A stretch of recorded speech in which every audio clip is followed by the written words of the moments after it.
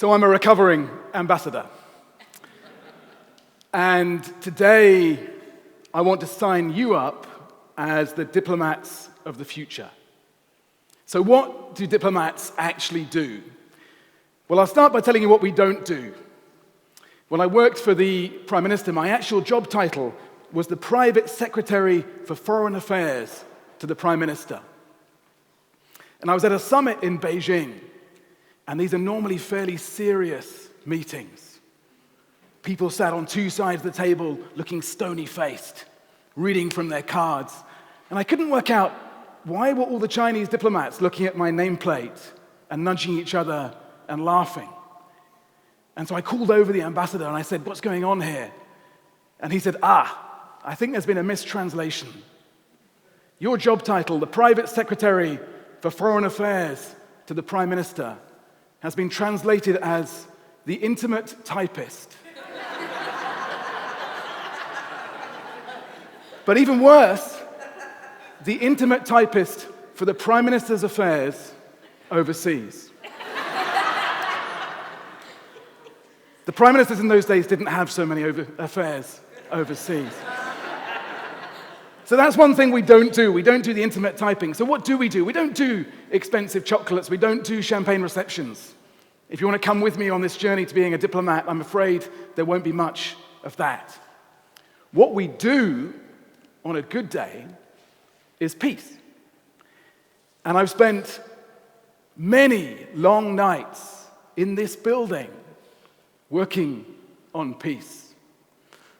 George Mitchell says peacemaking is 73 days of failure and 1 day of success. When it works, it's extraordinary. I was in the basement here, 4 o'clock in the morning, with two Northern Irish leaders. And one of them had turned his chair away from the other. He refused to face him. And he had good reason, because his adversary in the negotiation had killed his sister. So the chair was turned away. 4 o'clock in the morning, no progress.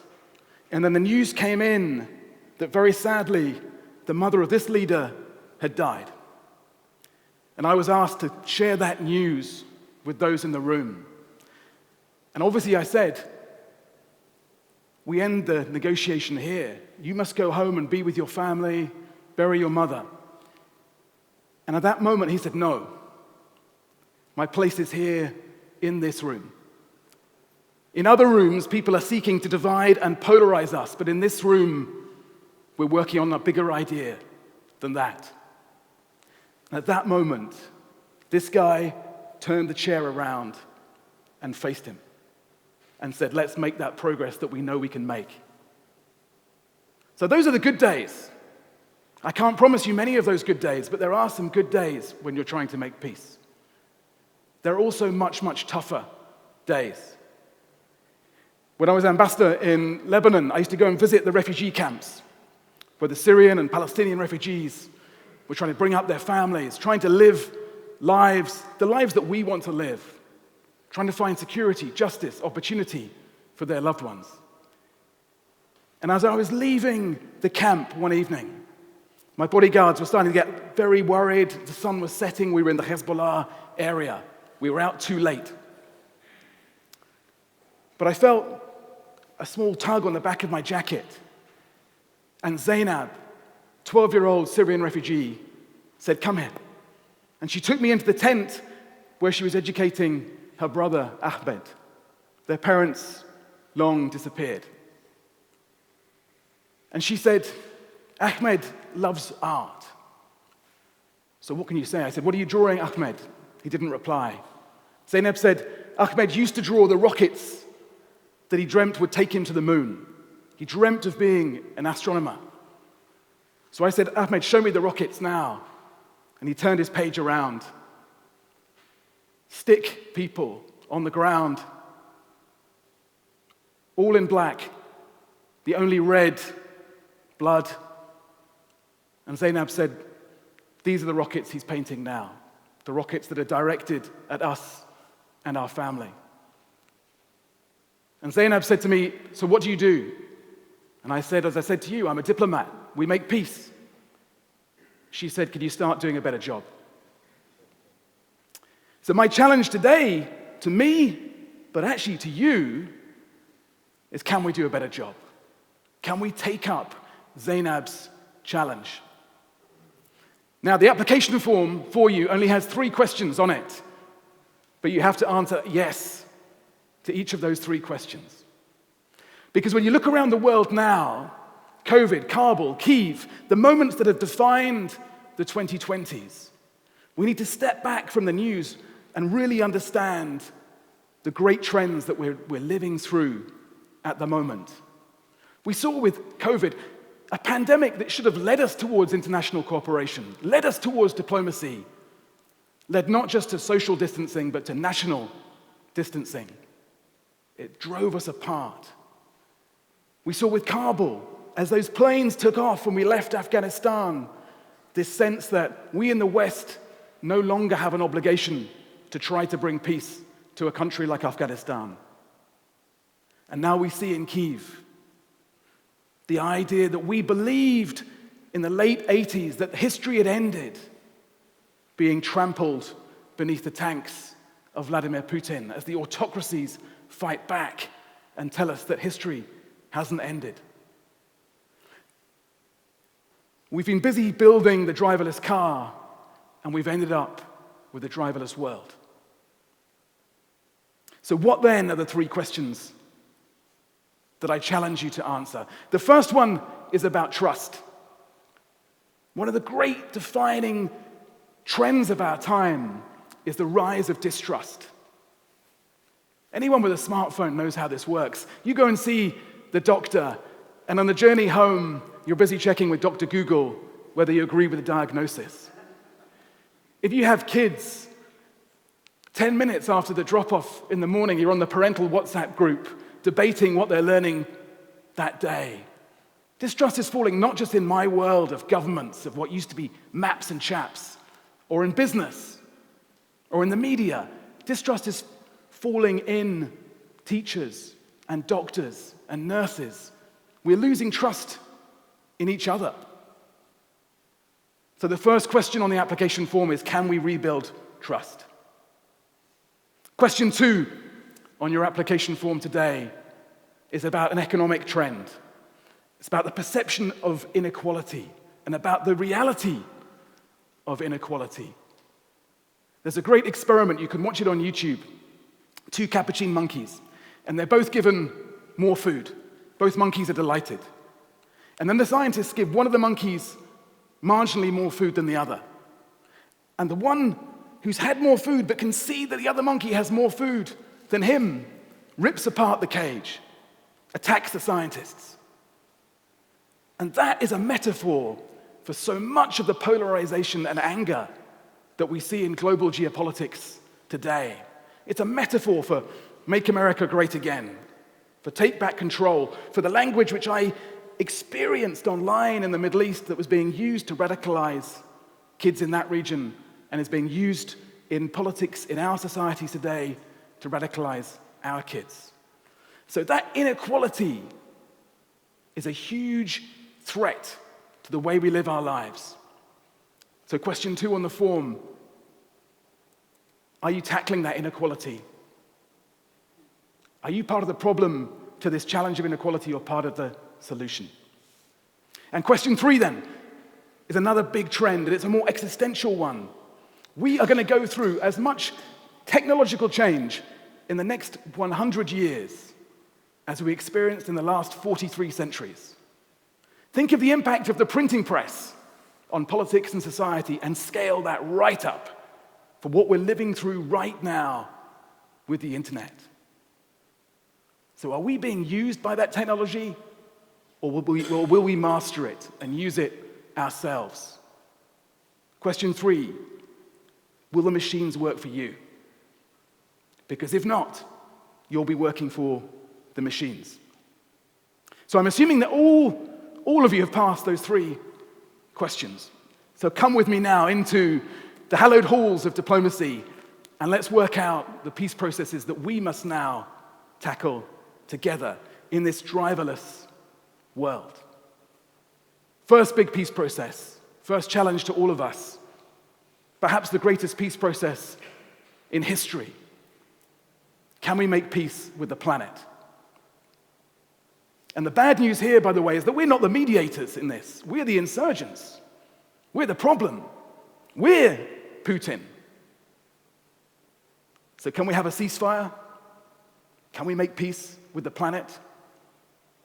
Next big peace process for us all to tackle. Can we make peace with big tech? Can we agree the rules for how we defend liberty and security in the digital age? Can we find ways to constrain the old emperors and the new emperors, as we've learned to do through history?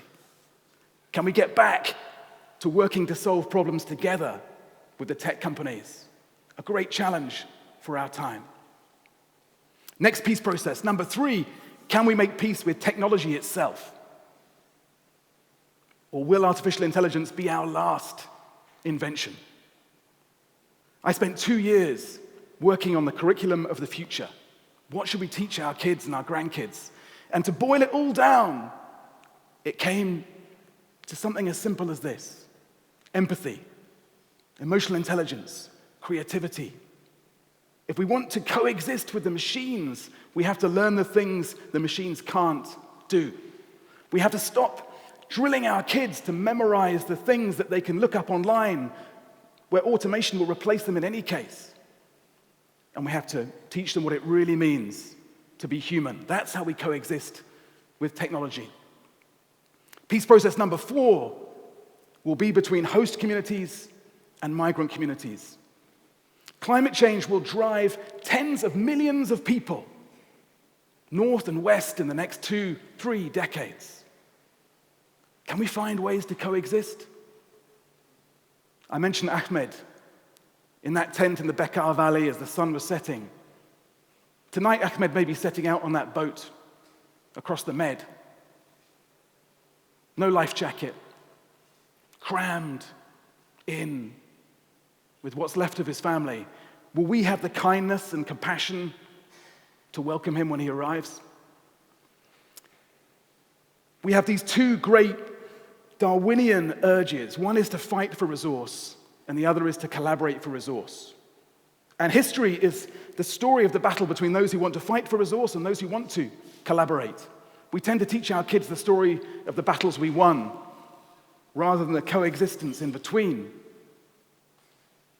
I think the great dividing line of the 21st century is those who believe that the answer to Ahmed and the challenges that I'm describing is to build a bigger wall, and those who believe in coexistence. So if you're with me on this diplomatic journey, we believe in coexistence in rooms like this. Get those 4 peace processes right, and we can go to work on the really hard ones. Next one is peace with our descendants. How do we ensure that we pass on not just knowledge, but the right skills and values to future generations? In Downing Street, I never saw my kids, and so I collected a book of advice for my son, Charlie, to read when he was 14. I got all these world leaders to write their advice in it. Barack Obama said, Charlie will either be very rich or very clever, depending on whether he sells the book or reads the book. But if you boil all that advice down, it's as simple as this: be kind, be curious, be brave. And that's how we make peace with our descendants. We teach them how to be kind, curious, and brave. Kind enough to take on the inequality I've described. Curious enough to make the next leaps forward in ingenuity. And brave because this situation, this flux, this instability isn't going away. Penultimate peace process then, peace with our ancestors. How do we make peace with our ancestors? We work to heal the wounds of history. We work to ensure we're not passing on inherited injustice, inherited inequality, inherited division. We find it in ourselves to forgive each other. And we find it in ourselves to seek forgiveness. And the final peace process then will be peace with ourselves.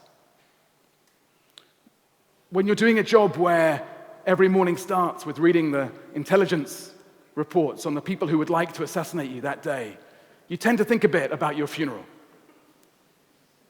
And so I've thought a bit about my funeral, and I do an exercise with my students now where I challenge them to move from a life that is defined by what we put on our CV, that's what's read out before you make a speech, that we move away from that life to one that's defined by what is said about us in our eulogy. And at that moment, no one stands up and reads out the organizations you've run or the qualifications you've had. They say, were you kind? Were you curious? Were you brave? So if we can channel that same spirit, then I don't think we need to be daunted by these peace processes that lie ahead of us in the coming decades. I don't think we need to be daunted by this world of instability and flux that we are living in. It's why I end with optimism. And that optimism brings me back to Belfast. I was at a conference on peace and reconciliation in Lebanon. And I was talking to the speakers beforehand, and I met a woman who was coming on stage next. And I said, why are you here? She said, I'm here to talk about peace. I'm here to talk about coexistence. And I said, what's your story? She said, I'm here because my father was killed in a terrorist attack. And I turned to the man next to her. I thought her brother or friend or partner. And I said, you, sir, why are you here? He said, I'm also here to talk about peace and reconciliation. And what's your story? I was the bomber. That's the kindness, that's the courage, that's the curiosity about other people, the ability to see other people as humans, turning the chair around, that we will need to channel if we are to master these peace processes of the future. And diplomats can't do that alone. Zainab is right. That's why I need all of you too. Because when you look at the challenges of the world around us, you can't draw any conclusion but that we would need diplomacy to meet those challenges. But now diplomacy needs to be reinvented for the digital age. And you'll need to reinvent it. Thank you.